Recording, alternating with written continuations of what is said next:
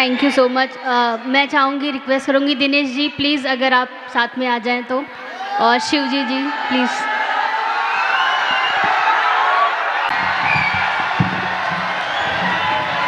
रवा सब लोगन के अंजना सिंह के प्रणाम बा।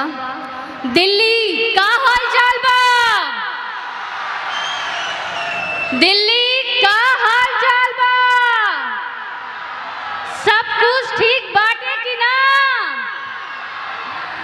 रवा सब लोगन के हमारे एक बार फिर से प्रणाम बा, और मंच पे उपस्थित हम जितना भी सम्मानित जन बाड़े उस सब लोगन के हम प्रणाम करत आनी। दिनेश जी, मनोज जी और हमारे जितना भी संगी साथी कलाकार बड़े, संचिता, निशा जी, सब केहू के, कानू जी के, सब केहू के प्रणाम बा।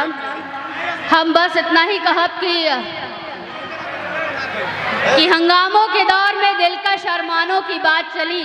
वाह वाह करिएगा दिल्ली वालों कि हंगामों के दौर में दिलकश अरमानों की बात चली, और नाम सबसे पहले दिल्ली वालों का आया जब दीवानों की बात चली।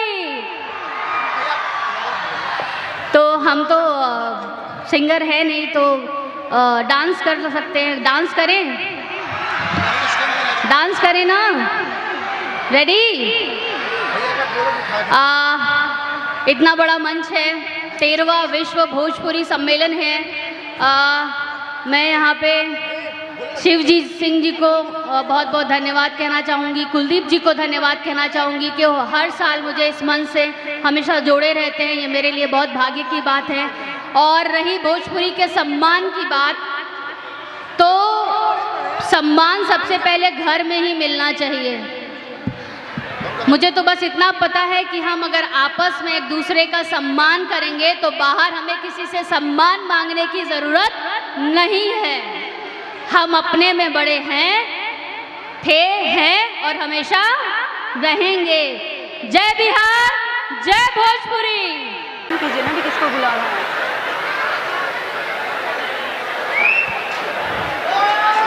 थोड़ा सा सब्र करी।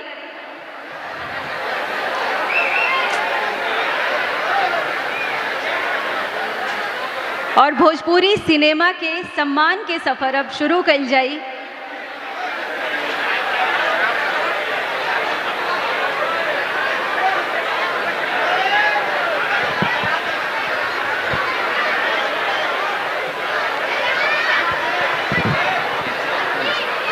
मनोज जी आ जाएंगे ना अवार्ड देने के लिए, तो पहले अंजना सिंह, ये लिखा है उनका नाम, इसलिए उनको अवार्ड मिल जाए।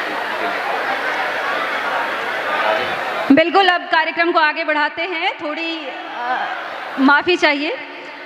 और मंच पे मैं आमंत्रित करना चाहूँगी बेस्ट एक्ट्रेस अवार्ड के लिए अंजना सिंह जी को। Best actress award goes to Anjana Singh for Chhotki Didi बड़की दीदी में कमाल अभिनय खातिर।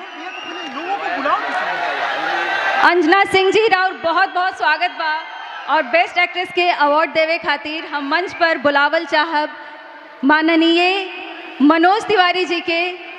कृपया मंच पर आएं और अंजना जी के बेस्ट एक्ट्रेस खातिर सम्मानित करें। जोरदार ताली।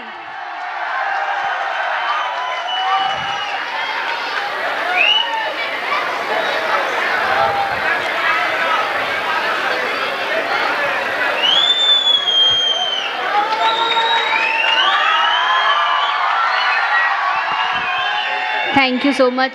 मैं चाहूँगी, रिक्वेस्ट करूँगी दिनेश जी प्लीज़ अगर आप साथ में आ जाएं तो, और शिव जी प्लीज़। भैया पकड़ ली।